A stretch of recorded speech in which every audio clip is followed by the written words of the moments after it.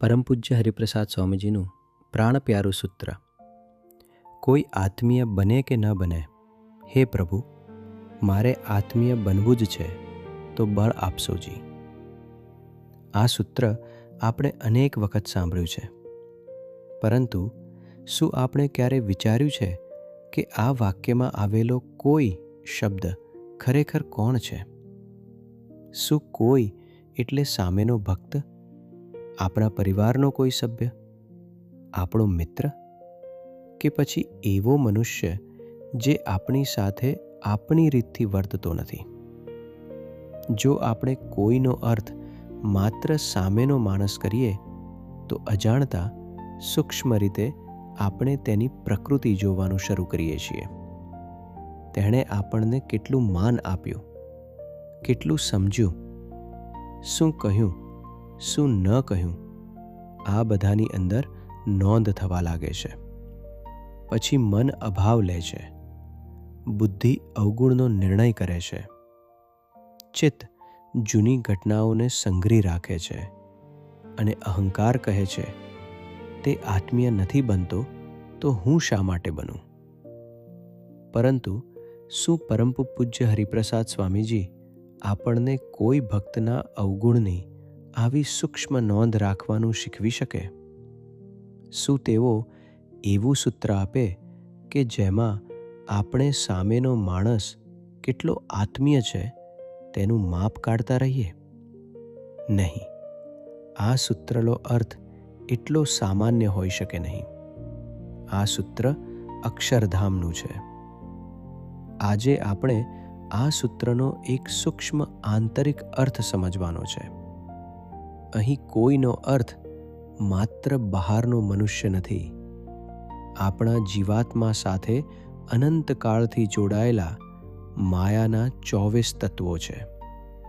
ખાસ કરીને આપણા અંતરમાં કાર્ય કરતા મન, બુદ્ધિ, ચિત્ત અને અહંકાર, આ 4 અંતઃકરણો છે. સામેનો ભક્ત તો માત્ર એક પ્રસંગ કે નિમિત્ત બને છે, પરંતુ તેની સાથેનો સંબંધ અંદરથી તોડવાનું કાર્ય આ અંતઃકરણના 4 શત્રુઓ કરે છે. આત્મીયતા શબ્દને પહેલા સમજવો જરૂરી છે. સંસ્કૃતમાં આત્મીય શબ્દ આત્મન પરથી બનેલો છે. તેનો અર્થ થાય આત્મા સાથે સંબંધિત, પોતાનું, અત્યંત નિકટનું. તેની સાથે તા જોડાય ત્યારે આત્મીય હોવાની સ્થિતિ એટલે આત્મીયતા થાય. સરળ આધ્યાત્મિક ભાષામાં કહીએ તો શરીર, સ્વભાવ અને વ્યવહારને પાર કરીને આત્માને જોઈને સંબંધ બાંધવો, એનું નામ આત્મીયતા. સામેનો માણસ મારી ભાષા બોલે, મારી વાત માને, મારા સ્વભાવ પ્રમાણે ચાલે, મને માન આપે, તેથી હું તેને પોતાનું માનું. આ આત્મીયતા નથી, આ તો અનુકૂળતા છે. કારણ કે જે દિવસે તેનો સ્વભાવ બદલાશે, ભગવાન પરિસ્થિતિ બદલાવશે, તે દિવસે આપણું પોતાપણું પણ બદલાઈ જશે. સાચી આત્મીયતાનું ત્યારે દર્શન થાય છે જ્યારે આપણે સમજીએ કે સામેનો ભક્ત માત્ર તેના દેહ, સ્વભાવ કે આજના વર્તનનું નામ નથી. તેના અંતરમાં એક અનાદિ ચેતન જીવાત્મા છે, અક્ષરધામનો છે, તે પણ ભગવાનનો છે, તે પણ ગુરુહરિનો છે, અને આપણે બંનેને જોડતો મૂળ સંબંધ અક્ષર બ્રહ્મ અને પુરુષોત્તમ નારાયણનો છે. આ સમજ માટે 24 તત્વોનો ભેદ જાણવો જરૂરી છે. મારે આત્મીય બનવું જ છે, તેમાં મારું મૂળ સ્વરૂપ સમજવું જરૂરી છે. મારું મૂળ સ્વરૂપ એટલે જાગ્રત, સ્વપ્ન અને સુષુપ્તિનો સાક્ષી, દ્રષ્ટા, મૂળ અનાદિ શુદ્ધ ચેતન આત્મા. આપણું સ્થૂળ અને સૂક્ષ્મ શરીર 5 મહાભૂત પૃથ્વી, જળ, તેજ, વાયુ અને આકાશ, 5 તન્માત્રા શબ્દ, સ્પર્શ, રૂપ, રસ અને ગંધ, 5 જ્ઞાન ઇન્દ્રિયો કાન, ત્વચા, આંખ, જીભ અને નાક, 5 કર્મ ઇન્દ્રિયો વાણી, હાથ, પગ તથા શરીરની બીજી ક્રિયાશક્તિઓ અને 4 અંતઃકરણ મન, બુદ્ધિ, ચિત્ત અને અહંકારથી બનેલું છે.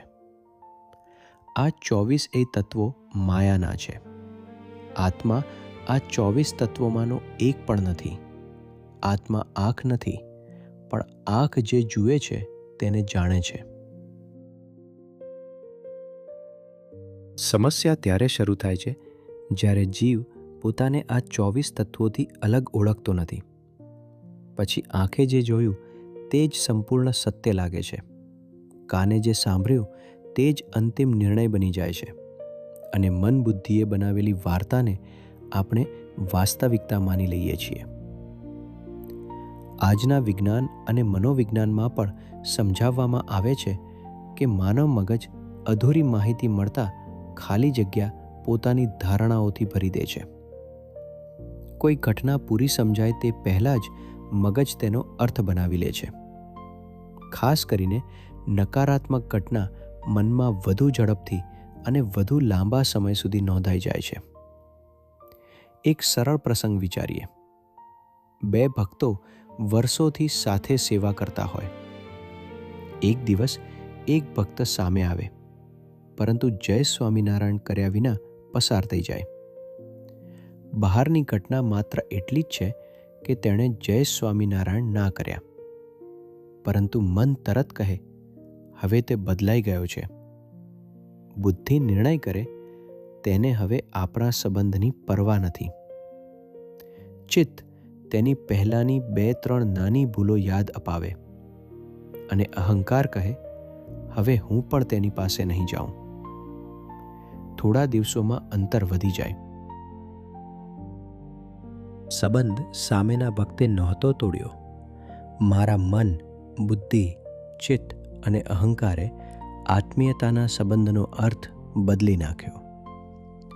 આથી પ્રગટ ગુરુહરિ પ્રબોધજીવન સ્વામીજી એ એમની પરાવાણીમાં આત્મીયતાનો અર્થ સમજાવતા કહ્યું હતું કે આંખે જોયેલું ખોટું, કાને સાંભળેલું ખોટું, માત્ર એક સંબંધ સાચો.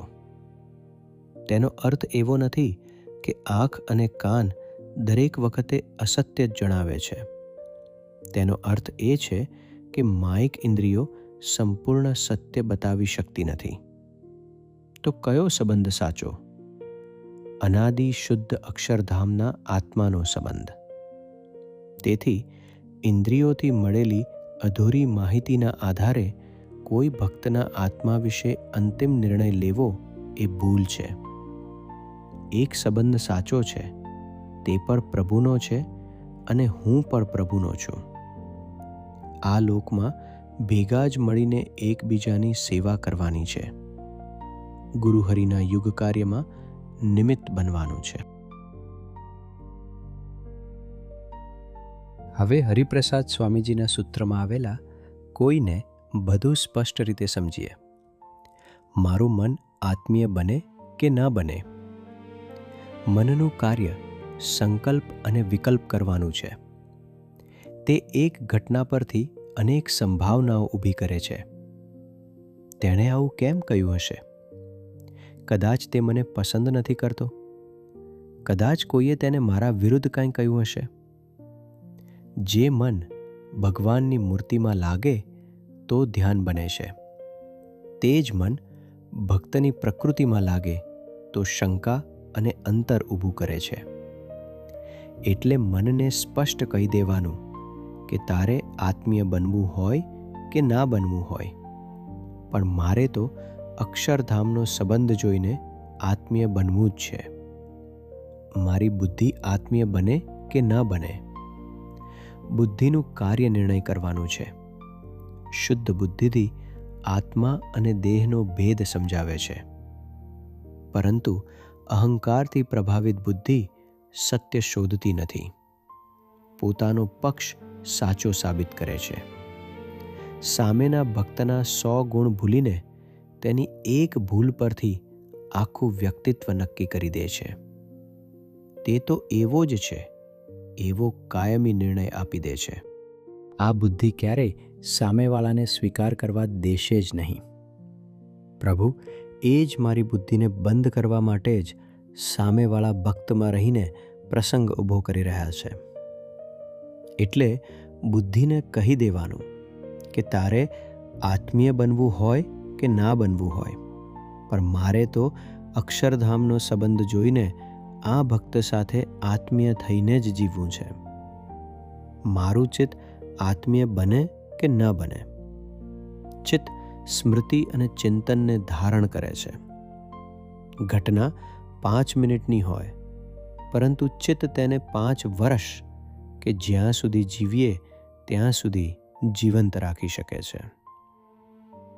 સામેનો ભક્ત માફી માગી ચૂક્યો હોય, વર્તન સુધારી ચૂક્યો હોય, છતાં આપણું ચિત્ત તેના જૂના સ્વરૂપને જ પકડી રાખે છે. સામે ભક્ત ઊભો હોય, પરંતુ આપણે તેની જૂની છબી સાથે વાત કરતા હોઈએ છીએ. પરંતુ ચિત્તની ચિત્રપ્લેટ પર છાપી જ દેવાનું કે ચિત્ત સાથેનો સંબંધ ટેમ્પરરી જ છે, માયિક છે, અને આત્માનો સંબંધ અનાદિનો છે, અક્ષરધામનો છે. એટલે મારે આત્મીય બનવું જ છે. હવે સમજીએ અહંકાર રૂપી ચોથું અંતકરણ શત્રુ. અહંકાર માત્ર હું મોટો છું એમ જ નથી. સત્વરજ અને તમ આ ત્રણેય પ્રકૃતિના ગુણો મળીને અહંકાર તત્વની રચના કરે છે. શ્રીજી મહારાજે વચનામૃત ગઢડા પ્રથમ 12 અને 18માં ખૂબ સરસ રીતે આ તત્વોનો ભેદ સમજાવ્યો છે. રાજસ તત્વ અને તામસ તત્વ સ્થૂળ આત્મીયતાનું ભંગાણ કરી શકે છે, જ્યારે સૌથી અઘરો સત્વગુણ છે. સત્વગુણ સૌથી વધારે સૂક્ષ્મ રીતે આત્મીયતાનું ભંગાણ કરાવે છે. પણ આ ત્રણેય ગુણ માયાથી ઉપજેલા છે, જડ છે, અને તેથી પર આત્મા શુદ્ધ અને ચેતન છે. મન સંબંધ બચાવવા તૈયાર હોય, બુદ્ધિ સમજે કે વાત નાની છે, છતાં અહંકાર છેલ્લો દરવાજો બંધ કરી દે છે. એટલે અહંકાર તત્વને કહી દેવાનું કે તારે આત્મીય થવું હોય કે ના થવું હોય, પણ મારો આત્મા શુદ્ધ અને ચૈતન્ય છે, એટલે એમને આત્મીય બનાવવો જ છે. તો હે ગુરુહરિ, મને બળ આપશોજી. આ 4 અંતકરણો મૂળથી શત્રુ નથી. પ્રભુએ કૃપાએ કરીને તે ભગવાનને ભજવા માટે, સેવા માટે અને દર્શન માટે આપ્યા છે. પરંતુ આ ચારેવ જ્યારે અનિયંત્રિત થાય ત્યારે આત્માના શત્રુરૂપ બને છે. મન ભગવાનમાં લાગે તો ધ્યાન, બુદ્ધિ મહિમામાં લાગે તો નિશ્ચય, ચિત્ત ગુરુની સ્મૃતિમાં રહે તો કૃતજ્ઞતા, અને અહંકાર હું પ્રભુનો અને ભક્તોનો કેવળ દાસ છું તેમાં પરિવર્તિત થાય તો સેવા બને છે. આ જ 4 તત્વો જો પ્રકૃતિ, મારું તારું, અપેક્ષા અને માનમાં લાગી જાય તો અભાવ, અવગુણ, ઈર્ષા અને અંતર પેદા કરે છે. તેથી સાધના અંતકરણને દબાવવાની નથી, તેની દિશા બદલવાની છે. સ્વામિનારાયણ સિદ્ધાંત જીવ, ઈશ્વર, માયા, બ્રહ્મ અને પરબ્રહ્મ આ 5 અનાદિ તત્વોનો ભેદ સમજાવે છે. 24 તત્વો માયાના કાર્ય છે. જીવ અને ઈશ્વર ચેતન છે, માયા જડ છે, અક્ષર બ્રહ્મ સદાય માયાથી પર છે, અને પરબ્રહ્મ પુરુષોત્તમ સર્વોપરી છે. માત્ર હું દેહ નથી, આત્મા છું એટલું સમજવું આત્મીયતાની પૂર્ણતા નથી. અક્ષર બ્રહ્મના સંબંધથી બ્રહ્મરૂપ દ્રષ્ટિ પ્રાપ્ત કરવી, તેનું સધર્મ્યપણું પામી ને પુરુષોત્તમના સંબંધથી દરેક ભક્તના દર્શન કરવા એ આત્મીયતાની પૂર્ણ દિશા છે. તેથી આત્મીયતા માત્ર સારો સ્વભાવ નથી, તે અક્ષરધામની ગરિમા છે. પરમ પૂજ્ય હરિપ્રસાદ સ્વામીજીનું આ સૂત્ર સામેના ભક્તની કક્ષોટી કરવાનું સૂત્ર નથી. પોતાના અંતઃકરણને ઓળખીને પોતાના આત્માને આ દેહથી સત્તા માત્ર અલગ સમજાવો, તેનું આ સૂત્ર છે. તે આત્મીય છે કે નહીં એ પ્રશ્ન કરતાં પહેલાં પૂછવું જોઈએ, મારું મન કઈ વાર્તા બનાવી રહ્યું છે? મારી બુદ્ધિએ અધૂરી માહિતી પરથી ખોટો નિર્ણય કરી લીધો છે? મારું ચિત્ત કઈ જૂની ઘટના પકડીને બેઠું છે? અને મારો અહંકાર કયા પ્રકારના માનની માંગણી કરે છે? ત્યારે મૂળ અક્ષર બ્રહ્મ ગુણાતીતાનંદ સ્વામીની વાત પ્રમાણે આપણા સાક્ષીને, દ્રષ્ટાને, આત્માને અખંડ જાણપણા રૂપ દરવાજે ત્રણેવ અવસ્થામાં ઊભો રાખવો અને પૂછવું જે હું શું કરવા આવ્યો ને શું કરી રહ્યો છું. અંતે આ સૂત્ર પ્રાર્થના બની જાય છે. હે પ્રભુ, હે પ્રગટ ગુરુહરિ પ્રબોધ સ્વામીજી, મારી આંખ કોઈનું વર્તન જુએ, પરંતુ મારી દૃષ્ટિ તેના આત્માને ન ચૂકે. મારા કાન કોઈ વાત સાંભળે, પરંતુ મારું હૃદય તમારા સંબંધને ન છોડે.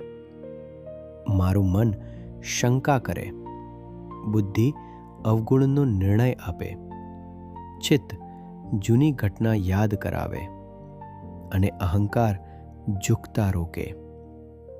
ત્યારે મને આ 24 માયિક તત્વોથી અલગ મારા આત્મ સ્વરૂપમાં સ્થિર રાખજો. સામેનો કોઈ નહીં, તમારો જ છે. કેવળ અક્ષરધામનો જ મુક્ત છે. મારા જ મન, બુદ્ધિ, ચિત્ત અને અહંકાર આત્મીય ન બને તો પણ હે પ્રભુ, મારે આત્મીય બનવું જ છે. તો બળ આપશોજી. જય સ્વામિનારાયણ. દાસના દાસ બનાવશોજી.